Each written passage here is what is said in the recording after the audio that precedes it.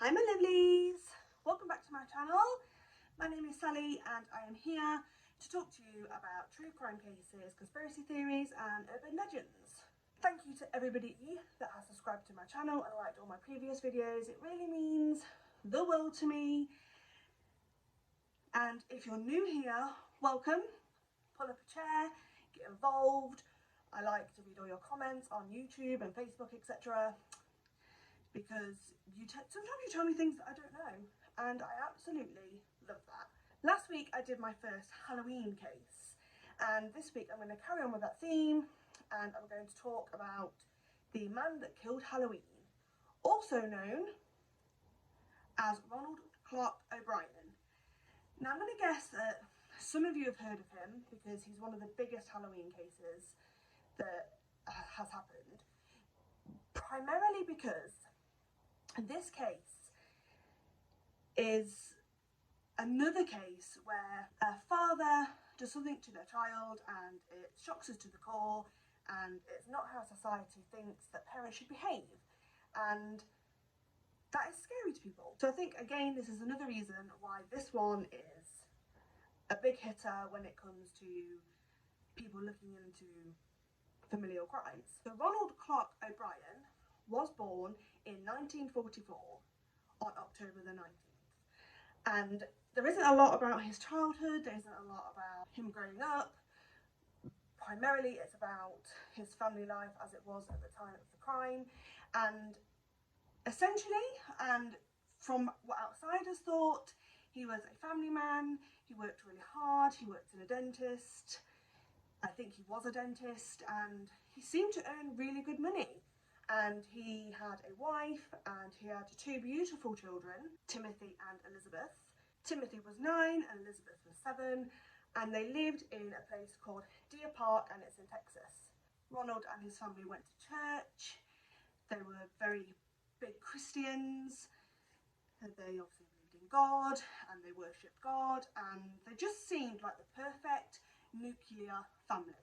And when I say nuclear family, I mean a family of 2 parents and 2 children, where the mum stayed at home and did the housework in those days, and the father went out to work, earned a good wage and provided for his family. And that's all we really know about the family, to be honest. They were just a normal 70s family. But then on October the 31st, 1974, something completely terrible and terrifying happened to this poor family. Ronald had been at work all day. He came home, and obviously it's Halloween night and his children want to go trick-or-treating.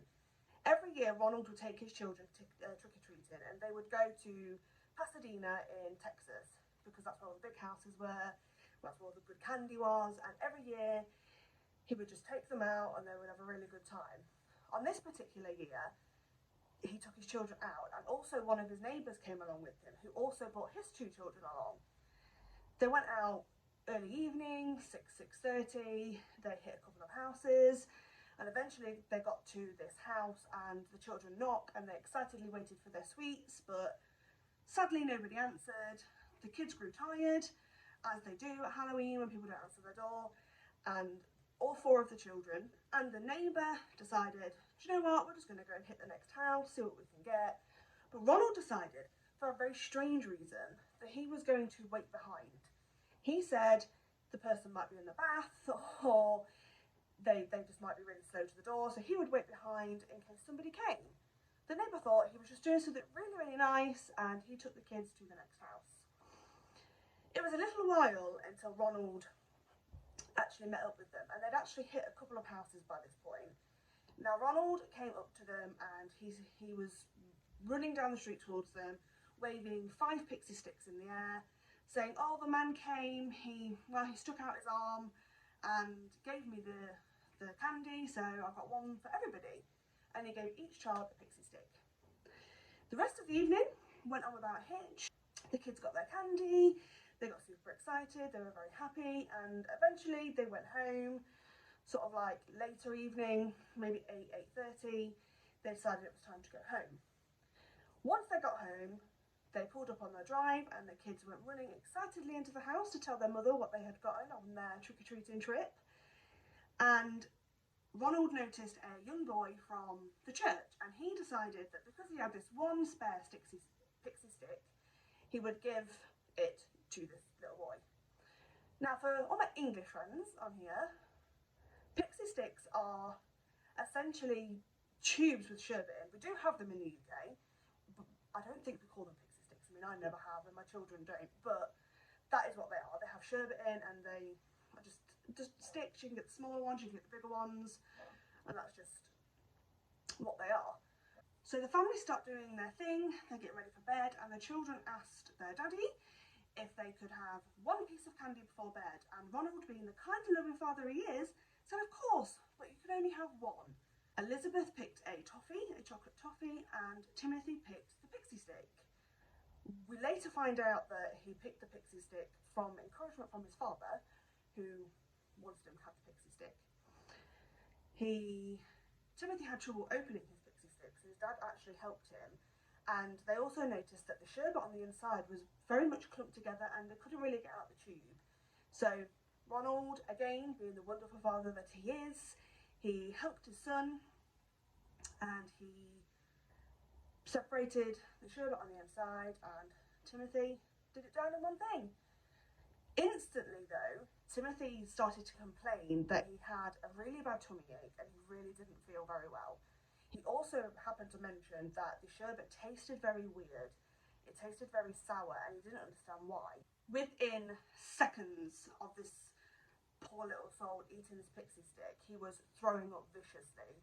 It was just coming out of him like The Exorcist. He was just throwing up and throwing up.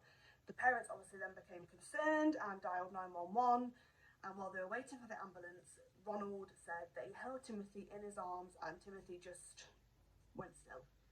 He just froze, he just stopped breathing. Eventually 911 arrive and they get the boy into the ambulance and rush him to hospital. Unfortunately, on the way to hospital, Timothy passed away. Now, the news of Timothy dying after eating this pixie stick obviously petrified the neighbourhood. They were terrified to give their children this candy, and at the time they obviously didn't know if this was the reason that this had happened, but everybody was very, very scared, so it just became a not eat candy situation, if I'm honest. Obviously, initially, O'Brien, or Ronald, was not a suspect in this crime. I mean, who would accuse a father of killing their child? The police just saw him as a witness, and they asked him where he had got this pixie stick, and he said that he went to a house and somebody with a very hairy arm poked their arm out of the door with these pixie sticks and handed them to him, and that's all he could tell them. So the police were obviously interested in this house. I mean, who lives there? What's happening with this? So they take Ronald on a little journey back to Pasadena, and they try to get him to find the house. For some reason he's having some kind of memory difficulties and he can't remember where this house is. And that's when the police began to get really suspicious of him. In the meantime, obviously there was an autopsy on Timothy's body, and once the drug reports and things came back, they did find out that Timothy had in fact been poisoned. He had consumed potassium cyanide, and it was reported that it was enough to kill 2 grown men. That's terrifying. Anyway, the police, being suspicious of Ronald, decided they were going to question him further. Eventually he came to some kind of epiphany, I guess, and said, oh, I know where the house is, and he pointed them into the direction of this house. Now you would be thinking, well, obviously the man of this house has got something to do with this. It turned out, no, he didn't. They questioned him in length, and he had a very solid alibi to the fact that he was actually at work that night, and he worked at the local airport. So there's CCTV, there's him clocking in and out, there's witness statements that he was in fact at work. So, who was the man with the hairy arm is what police were trying to wonder. And I think eventually they came to think, well, we need to investigate Ronald further. And I'm sure they're glad they did, because the things they found were shocking. It turned out that Ronald Clark O'Brien, was in a massive amount of debt, up to $100,000 in debt. His house was about to be repossessed, his car was about to be repossessed. He was just a man in very, very, very bad financial difficulty, and he didn't tell anybody. His wife didn't know, none of his friends knew, nobody knew that he was in this massive amount of debt. And one other thing that people didn't know, including his wife, was that he had in fact taken out 3 life insurance policies on both his children. One of them was taken out a few months before. Each child was insured for $10,000. A couple of weeks before the crime, he insured them on another life insurance, and again it was for $10,000 each. And then, shockingly, a few days before Timothy's death, he had taken out a 3rd insurance policy on both the children in a total of $20,000 each. So if his children were to die, he would receive approximately $40,000 as a payout. And to add to that, something even more like putting the nail in his coffin, if you will, is that literally the day after, so the 1st of November, the day after his son was pronounced dead, he called up these insurance policies and he asked for the money. When can I get the money? How does this work? I mean, I'll put it in my phone now. How does this work? When can I get it? You know? Something that a grieving father probably wouldn't do. No, not probably. He definitely wouldn't do. So by this point, the police are pretty confident, I guess, that he is the person that did this. He killed his son for the money. So they arrested him on the 5th of November, 5 days after Timothy died. And in all of his interviews, he refused to admit that he did anything. He didn't kill his son. He wouldn't do that. He loved his children. But they had enough evidence to take it to court. And that's exactly what they did. They took him to court a few days later. They took him to court a few months later. Not a few days. On June the 3rd of 1975, after quite a lengthy trial, the jury came back with their verdict. And, I mean, you'd be an idiot to think that he'd been found not guilty, because obviously he wasn't. He was found guilty of murder.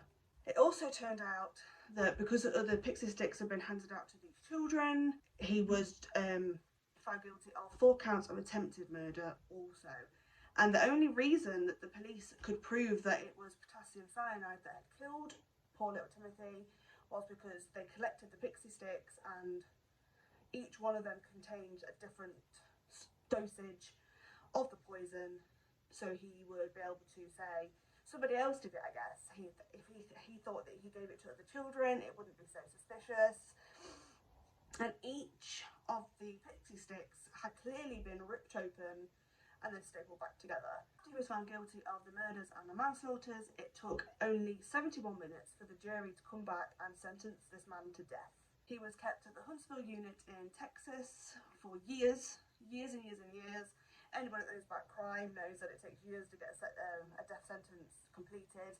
But eventually, Ronald Clark O'Brien was put to death by lethal injection. And this happened on the 31st of March 1984.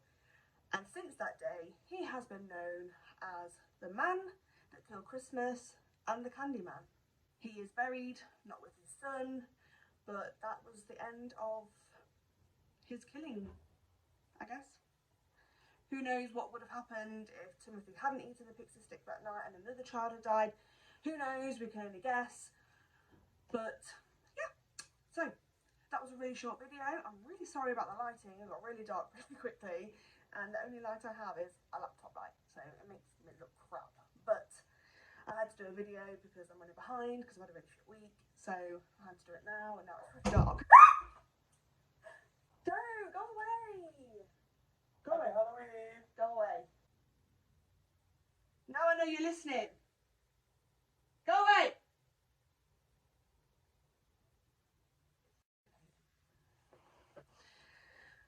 I can't remember where I was now. Anyway, I'm going to end the video there. So please, please, please don't forget to like, comment, share and subscribe to my channel. I'd really appreciate it. Remember to stay safe, don't kill anybody, and I love you guys. Bye!